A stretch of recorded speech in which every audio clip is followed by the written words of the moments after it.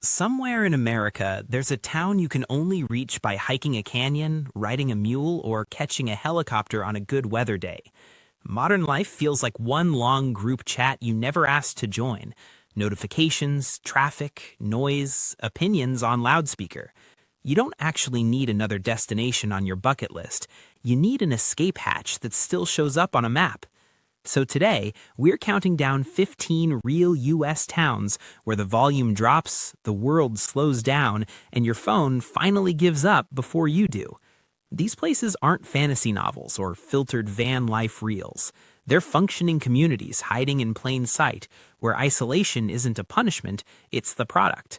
Stick around, because by the end, you'll know which village still moves its mail on horseback, which town legally strangles Wi-Fi, and where almost every resident lives in one giant apartment block like a concrete cruise ship parked in Alaska. Think you know Backroads America? Adorable. Let's gently destroy that confidence together. Number 15. McCarthy, Alaska. Once upon a time, this copper boomtown had nearly 1,000 people. Now the winter head count hovers around a couple dozen, and somehow that made it better. To get here, you bounce down 60 miles of gravel, leave your car, walk a narrow footbridge, and hope the local shuttle guy remembered to set his alarm. McCarthy sits deep inside Wrangell St. Elias, the biggest national park in the country. Glaciers, jagged peaks, more silence than your last group project. No chain stores, no local police, no easy help within hours. But there's a bar, a bakery, and an army of dogs who all seem to share two names and one attitude. It's artists, pilots, drifters, and people who think 9 months of winter sounds like a feature, not a bug. Could you swap air-conditioned comfort for night skies so intense they look fake? Number 13. Monaghan Island, Maine. Sail 12 miles off the Maine coast and you hit a rocky little island where cars are banned, the grocery feels like a pantry with opinions, and the year-round population barely fills a classroom. Painters and writers have been orbiting Monaghan for over a century because the cliffs, fog, and North Atlantic light basically dare you not to feel something. Ferries bring visitors in summer. Winter belongs to the lobstermen and stubborn locals who ride out storms with wood stoves and gossip. There's one bar, one tiny store, and more seagulls than human beings. Groceries arrive by boat, Wi-Fi shows up when it feels like it, and if you forget something from the mainland, you're improvising for a while. Imagine waking up, walking a cliffside trail, and realizing your main decision for the day is paint, fish, or nap. Number 12. Supai, Arizona. Deep inside the Grand Canyon sits Supai, heart of the Havasupai Nation, one of the most remote communities in the lower 48. There are no roads into town, none. To arrive, you either hike about 8 miles, ride a horse, or hop a helicopter that listens to the weather more than it listens to you. Mail still rides in on pack mules. Groceries, medicine, and gear follow the same path you do, down a canyon that absolutely does not care about your step counter. You don't rent an apartment here. This is tribal land, handed down through families. Visitors need permits, patience, and enough humility to remember they're guests, not explorers. It's one of the safest places on this list, and also one of the hardest to reach, which is exactly why it stays that way. Could you handle a town where the canyon sets the schedule and the only traffic is hikers catching their breath? Number 11. Green Bank, West Virginia. Now for the place where your phone becomes a glorified camera. Greenbank sits inside a federally protected radio quiet zone, a huge bubble where Wi-Fi, cell towers, and random signals are heavily restricted. Why?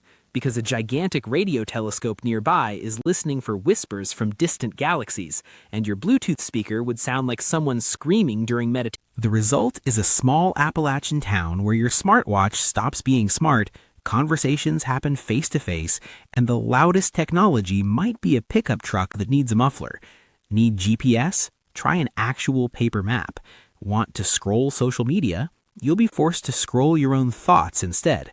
Imagine moving somewhere that legally, not just metaphorically, tells your notifications to shut up. Number 10. Slab City, California. Head into the Southern California desert and you'll hit a place that looks like a movie set for what if society just opted out? That's Slab City. built on the remains of an old military base and occupied by snowbirds, artists, drifters, and people who simply walked away from leases and never looked back. No legal town government, no official utilities, no rent. You find a concrete slab, park your RV or build a shack, and that's home. Water gets hauled in, solar panels or generators keep the lights on, and the local nightlife might be an open-air stage made from scrap wood and busted couches. Crime exists, but so does a strange sort of code. If formal systems abandon you, you learn to rely on neighbors, not hotlines. This is freedom with homework, hauling water, managing trash, surviving 110-degree heat. Would you trade stability for total control over your tiny patch of chaos? Number 9. Whittier, Alaska. Imagine almost an entire town tucked into one tall concrete building facing a glacier-filled bay. That's Whittier. Most residents sleep, shop, grab their mail, and vote without ever stepping outside onto a real street. A single tunnel connects Whittier to the rest of the road system, and winter storms regularly remind people who's actually in charge. Snow piles up stories high, winds slam the harbor, and life just keeps happening inside that fortress-like tower. The upsides: no commute, ridiculous mountain views, and neighbors who always notice if you disappear. The trade-offs: everyone knows what time you took your trash out, and a tunnel closure turns cabin fever into a community sport. Would you survive a year in a vertical village where the hallway basically is Main Street?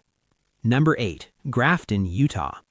Just outside Zion National Park sits Grafton, a preserved ghost town where the last big meeting was held decades ago and tumbleweeds now run the show. Abandoned farmhouses, a lonely schoolhouse, and a tiny cemetery sit under towering red cliffs. There's no cafe, no gift shop, no ticket booth, just dusty roads and the feeling that everyone left in a hurry and forgot to take the sky with them. Visitors bounce down a rough dirt track, wander quietly through the old buildings, and then leave the silence exactly how they found it. It's not a place you move to, it's a place you walk through and realize how fast the rest of your life normally runs. Here, rush hour is a single gust of wind deciding which way to roll the next dry bush. Number 7. Beaufort, Wyoming. Beaufort feels like a joke the interstate accidentally made real. A sign, a speck of buildings, and almost nobody home. For a long stretch, this lonely stop was run by a single determined shopkeeper. Trains once brought crowds through. When the work dried up, the people left, and the outpost kept shrinking until it was basically a dot with a zip code. Ownership has changed hands, but the feeling remains the same. Open plains, big sky, a gas pump, and not much else. You can pull off the interstate, grab a snack, and realize you've just visited a town that could fit its entire population into a compact car with trunk space to spare. Would that kind of extreme minimalism feel peaceful, or would the quiet get so loud it starts asking you questions you've been avoiding? Number 6. Point Roberts, Washington. Picture living in the U.S. but needing to cross an international border twice just to go on a Costco run. That's daily life in Point Roberts, a little American peninsula dangling off the edge of Canada thanks to an old treaty line. To drive there from the rest of Washington state, you enter British Columbia, then cross back into the U.S. a few minutes later.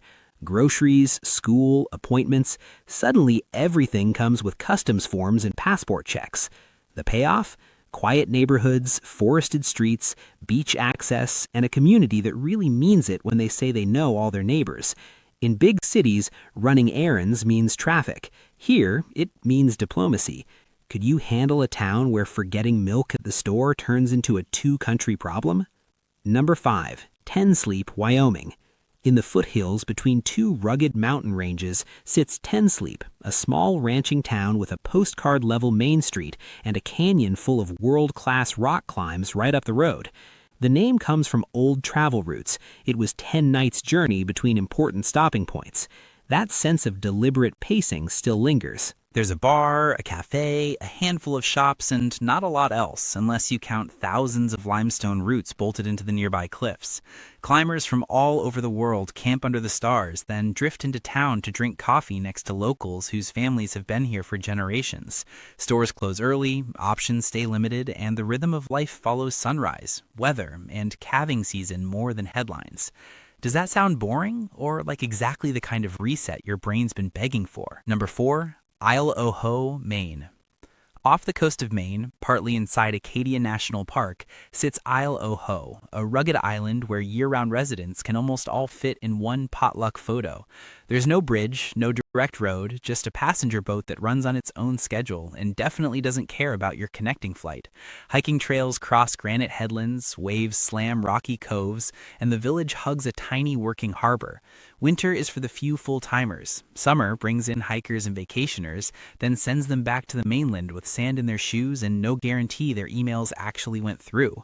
Internet exists, sort of, but island life is built around tide charts, not upload speeds.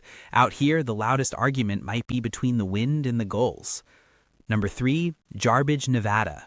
In the far northeast corner of Nevada, down miles of dirt road, hidden in a steep canyon, sits Jarbidge, a former gold camp that never completely gave up. The drive-in alone feels like a test, disappearing pavement, drop-offs, snowdrifts that can close the route for months. Those who make it find a tiny main street with a few old buildings, a bar, and wild country in every direction. Streams cut through aspen groves, elk wander the hills, and the night sky looks like a planetarium with the roof ripped off. In winter, isolation turns from aesthetic to reality. When the road shuts, you're not leaving on a whim. Life here demands planning, patience, and a genuine tolerance for your own company. Would the remoteness break you, or finally quiet the background noise? Number 2, Elk, California. On the Mendocino coast, Elk hangs onto a bluff above the Pacific like it's guarding its own secret. The population is small, the roads wind through redwoods, and the nearest busy city feels several emotional time zones away. There's a tiny cluster of inns, homes, and local spots, but no neon strip of chain restaurants, no mall, no theme park. Instead, you get fog rolling in like theater curtains, waves hammering rocky stacks just offshore, and early mornings where the loudest thing you hear is your own kettle boiling. Locals split time between hospitality work, creative projects, small businesses, and simply living in a place where the ocean sets the agenda. Visit for a weekend and your shoulders drop. Stay longer and you start wondering why constant simulation ever felt normal. Number 2, Interior, South Dakota. At the edge of Badlands National Park sits Interior, a tiny town where the landscape does most of the talking. Fewer than 100 residents live among eroded rock spires, wide open prairie, and roads that seem to point straight into the horizon. There's a modest main drag, a couple of places to sleep or eat, and that's about it. Cell service fades, traffic thins to almost nothing, and the primary background noise is wind sliding through dry grass. Visitors roll in, take dramatic photos of the Badlands, grab a snack, and vanish again, while the handful of locals just keep living their quiet, steady lives on the doorstep of geologic drama. In a world where most destinations are busy selling you an experience, Interior feels like a place that patiently waits for you to notice it exists. So, after all that, which of these towns could you actually see yourself in? The radio-silent hollow in West Virginia, the desert anarchy of Slab City, the one-building ice fortress in Alaska, or the border-locked peninsula that turns grocery runs into international missions? If this video gave you even a tiny urge to disappear responsibly, tap like for the algorithm and for my channel so we can keep hunting down the strangest corners of the map together. Tell me in the comments which one stole your imagination first, and which one you would only visit in a dream with a packed bag waiting by the door for you personally. And if you ever do vanish to one of these places, at least tell someone you trust which mile marker you took the turn at.